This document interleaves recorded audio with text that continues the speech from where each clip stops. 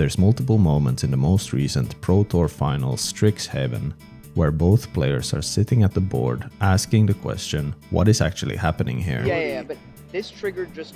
To do one more landfall here. So I found a land. How much trigger on this? So you targeted that, and then this... Sorry, let me rephrase what I'm trying to... I did it. Not because they don't know how to play Magic, obviously they do. It's Nathan Stoyer, world champion, and Christopher Larsen, Pro Tour winner. But because the game has become hard to follow for a few different reasons. And if the best players in the world have to pause and make sense of the board, what chance does the average viewer have?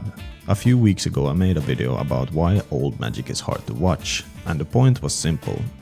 The rules have changed, so a newer player going back can find it hard to follow, and I summarized the main rule changes. Most viewers understood the point of the video, but then there was a different type of comment saying that they disagreed with my point. I don't think people disagree that the rules have changed, but they reacted to the implication that if I say old Magic's hard to watch, I must think that new Magic is easy or just better. But that's not true. I obviously have a channel with a lot of videos dedicated to Magic's history. I think new Magic's hard to watch too, it's just for completely different reasons. I think one of the biggest shifts is that Magic has moved more towards something called parallel play. I want to say quickly that a lot of my thoughts here build on Distraction Makers. They've done a whole series on how Magic's design has shifted, and I really recommend them. I'll link them down below. And the way Gavin breaks it down is that there's a spectrum. On one end, orthogonal play, like chess, where every move you make changes how your opponent plays. I play a threat, you answer it. You might go for a big spell, maybe I'm holding open a counter spell, for example. It's a battle between two players, and it's easy to make a good story out of the game.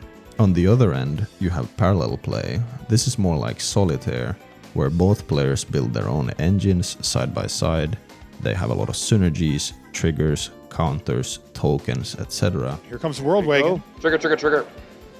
So I'll find a land. I think the image of an RTS is pretty good.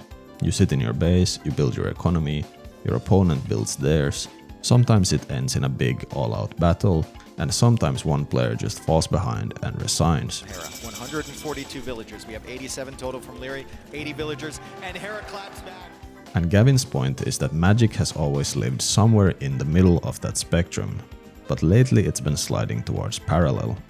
And I think that it makes Magic harder to follow. More and more, the strongest decks just run their own engine. They've gotten so fast and so resilient that interacting with them barely slows them down. Now, it's not necessarily a negative, but most Magic players know the feeling of being in a commander game where everyone's just building their own board, and when you go to swing, there's so many possible blocks and triggers that even considering an attack is exhausting. But in a commander game, you can just kinda pass the turn and see how it plays out. In a competitive game, you can't, because every line matters and you have to consider it all. And if it's exhausting for the player holding the cards, imagine following it from the outside. Now, part of why the game has moved this way is of course Commander. Magic's most popular format is built on a social agreement that everyone gets to do their own thing. And once Commander became the most popular way to play Magic the Gathering, of course Wizards will start designing cards for it. But there's another reason underneath it, and it comes down to the design philosophy at Wizards that has changed completely. Gavin makes a great point about this in one of his videos based on something Mark Rosewater discussed in his Drive to Work podcast. That Mark Rosewater, Magic's head designer, has reversed one of his core design beliefs. For years, Mark Rosewater said he held a design philosophy that you want to make the players have to make decisions, and by learning and improving, they get better. And there's a good example of this back in Zendikar's development, and that mechanic was called land short. Each turn you could either play your land drop for turn or skip it to get a reward. It was a difficult trade-off, and it made players have to do something they didn't want to do, missing their land drops. But he said that this clashed with the ultimate goal of making a set as enjoyable as possible to as many players as possible. So Mark flipped it. Instead of punishing you around your land drop, how about just rewarding you for it? And Landfall was born, and players liked it. But if we think a little bit about what just happened, the lead designer from Magic took his own belief and reversed it. because he noticed that rewarding you for something you were already going to do feels really good. Gavin makes the point, and I have to agree, that this design philosophy has kinda seeped into the game, because cards really have started to become small engines by themselves. Nowadays a creature enters the battlefield, but it also has an ETB, it has some keyword, it adds counters, it draws you cards, and then it makes you a token. I think old Magic more often asked, what does this card do, and what are the trade-offs? But new Magic often asks, what does this card do, and what else after that? Now I wanna be clear, this isn't automatically bad. Designing cards that feel good to play isn't some evil design goal by Mark. But it does change the game, and in this case, I think it changes the viewing experience. The boards just spiral so fast, and more players aren't really playing the match, they're playing their own deck, almost regardless of who's on the other side. And honestly, half the time it feels like these crazy boards were designed for Arena, where the game tracks counters and triggers for you. In paper, you're watching players and judges trying to keep track of it all, and sometimes they struggle. We gotta figure it out. No, World Wagon. If Christopher Larson Now goes he for can. it. Yeah. This is 11 power Yes. now because it was double up and it has 5. Yeah. They got it, yeah. All right, and while we're fixing things, can we also fix the counters here? I think we went It's from on. 5 down to 5 against. It's at 6. Yep.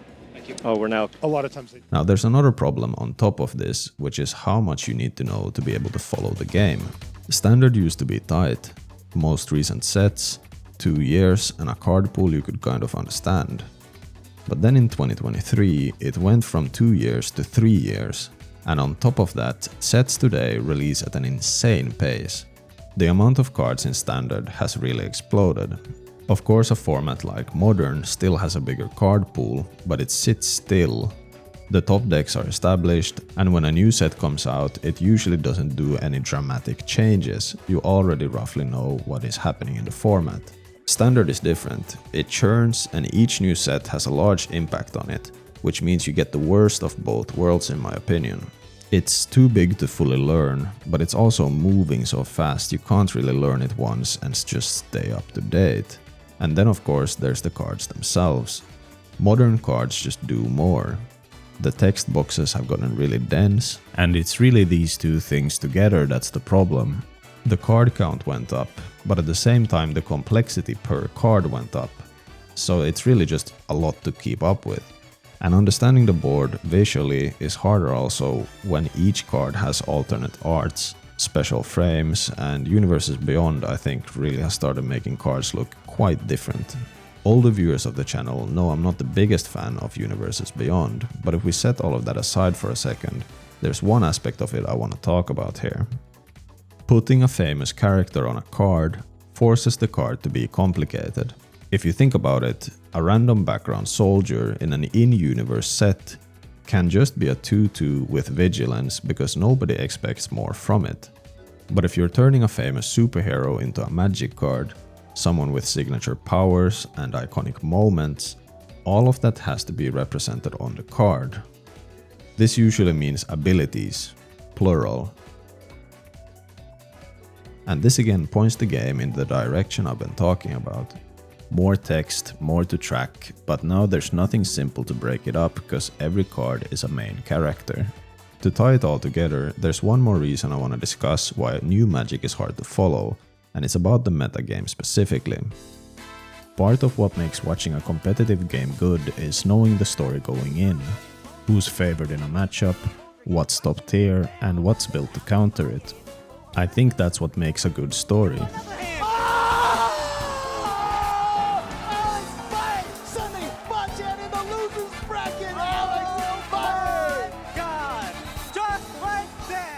But the format barely sits still long enough to learn any of that. A new set, then a ban announcement, because at this release pace things will slip through testing. And just as you roughly start to understand the meta and you're enjoying yourself, it all changes. In my head it's a bit like an MMO, let's say World of Warcraft. They release a raid, you learn the fights, you grind the gear, and you get to feel strong. Then as it starts to get stale, you want the next raid to drop. That pacing matters. But imagine if the next raid dropped before you'd even gotten any real gear or even cleared the raid to begin with. You'd never get to feel strong, you'd never get to min-max your play, and you'd never get that craving for the next thing. And I think that's where Magic's pace is at today. For both viewers and players, I just think it never feels that good in the moment, because you know it won't last very long. And I really want to reiterate here that I think the insane release pace of sets is maybe Magic's biggest issue right now. Now, I want to be quite fair here, I've been pretty critical in this video. A lot of the reasons why I think new Magic can be hard to watch are for a lot of players what makes it fun currently. Piloting a deck can feel incredible, building the engine, finding the right line, and sequencing really matters.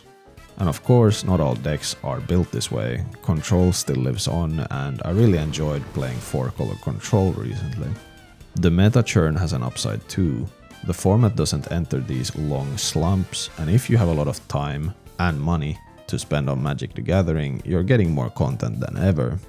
If you love complexity, there's a lot of it. I just think the complexity more often comes from really complicated cards that do a lot of things, rather than simpler cards that you have to make harder decisions with. Old Magic was hard to watch because of its long history. New Magic is hard to watch because, honestly, it's just a lot to keep up with. And maybe that's why even some of the best players in the world still end up staring at the board thinking, what is actually happening here? If you enjoyed the video, consider subscribing. I'm curious what you think. Where does new Magic shine and where does it struggle? Thanks to my Patreon supporters. If you want more Magic videos like this, YouTube thinks you'd enjoy this one next. Thanks for watching.